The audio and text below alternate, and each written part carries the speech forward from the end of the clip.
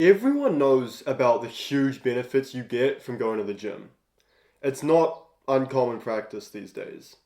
If you go to the gym, it's going to really boost your mood, your cognitive function, how you think, your level of motivation, your energy throughout the day, your performance in your corporate career. It's going to help you how other people think of you, your self esteem, and how you think of yourself. There's so many benefits to going to the gym. It also is going to decrease your risk of cardiovascular disease. It's going to decrease your risk of literally anything in life that's negative. And it's going to drastically improve all the positives in your life. It's one of the highest return on activity investments you can do is to get into fantastic shape.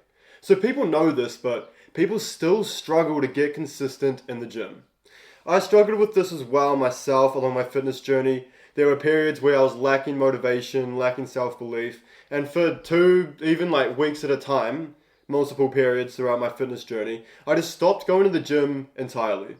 So in this video, I'm going to go over exactly some steps that you can implement today and just some mindsets as well, which you can implement right now, which are going to really help you stay consistent with your gym journey. One of the biggest issues with people these days is they always have to come up with an excuse as to why they can't work out and why they can't get into fantastic shape. And I'm going to start to debunk these in this video. But some of the worst excuses I see are people saying that they have a busy job, they're always tired after work, they're lethargic, or they've got responsibilities, kids to take care of, they've got sports trainings to go to, or just activities outside of work. They say they have to commute to work and that they're drained afterwards and everything, and that they just don't have the time or the energy to get into the gym. And the reason why this is just such a bad excuse is because there's someone who's in a significantly worse position than you right now watching this. They've got less time, they've got more duties, they're often more tired than you because of everything they're doing, and they still manage to get into fantastic shape. So there are people that are in worse positions than you who still manage to get it done.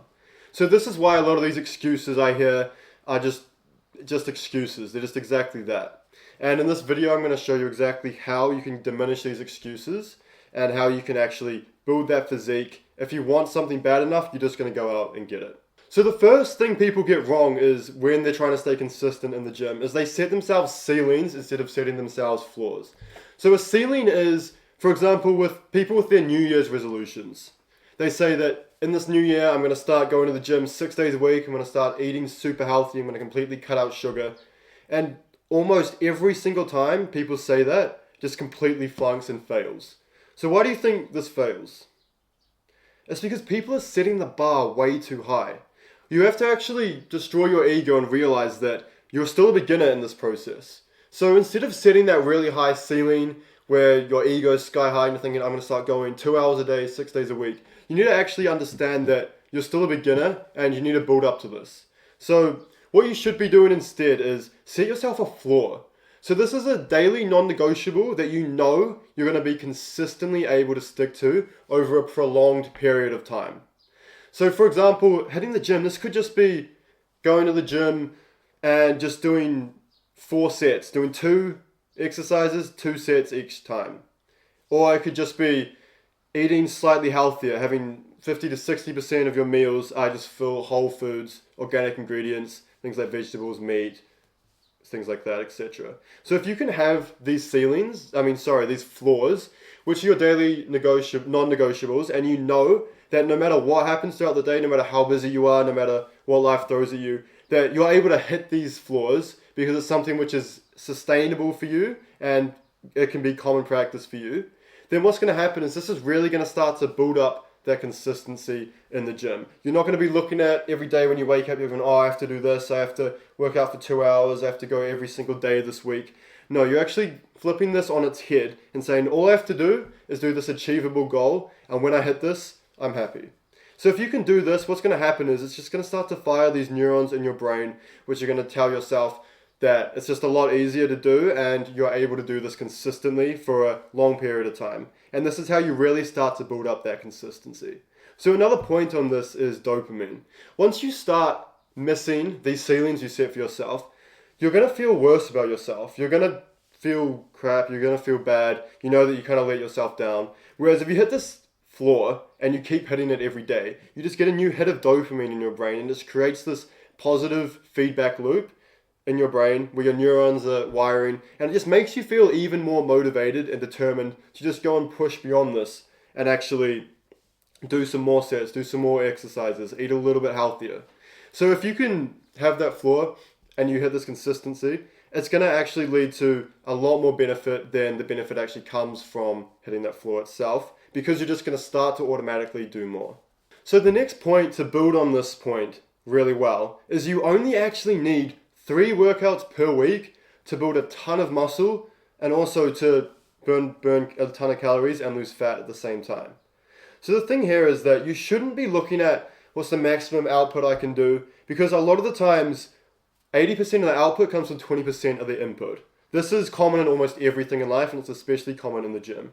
So you should be thinking, instead of I have to do this and I have to have the maximum output, what's the lowest amount of input you can put in that's going to lead to the highest amount of output? What's the least amount of effort you can put in that's going to lead to the most amount of rewards?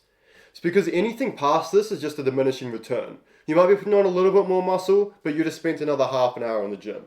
So you actually, if you can just adopt a minimalist approach and realize you can build a ton of muscle, you can build up the dream physique essentially from just 3 sessions per week, only going 45 minutes a week. This is just going to make it so much easier psychologically for you to comprehend and actually understand that you only need to go a few times a week in the gym.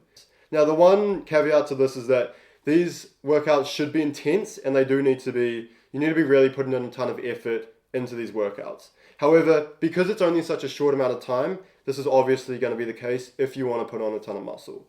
So just taper down the amount of sets, exercises, volume that you were thinking of doing. Just make these a lot more intense. You're going to have a much higher return on investment. So the last point is to do with motivation, and this is just to make it interesting, make it exciting for you to go to the gym. And the way that you do this is by setting goals.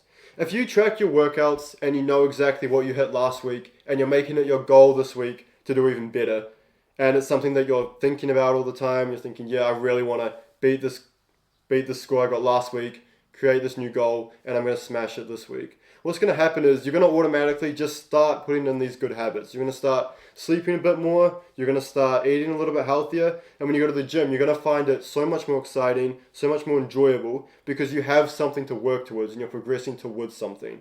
So this kind of takes it away from just being a chore, which is just a box to tick throughout the day, and just makes it so much more exciting and makes it a lot more engaging for you and your brain. Lastly, I just want to talk about dieting. This is one of the highest return on investment activities you can do if you want to get into fantastic shape. If you can, make 80% of your diet natural, whole, single ingredient meals. These are things like steak, chicken, eggs, potatoes, salad, nuts, honey, butter. You know exactly what you're eating, and they're natural materials that you find out in nature. So they either are like living organisms or they're things that grow in the ground. If you can have 80% of your diet like this, it's going to be very, very hard for you to overeat. You're not going to put on as much fat. And also, a lot of these ingredients lead to a lot of protein, which is going to lead to you boosting your hypertrophy a lot easier. So if you want to think about the input of what you can do now, put in the minimum amount of effort to have a maximum amount of results, a lot of it's just cleaning up a ton of your diet.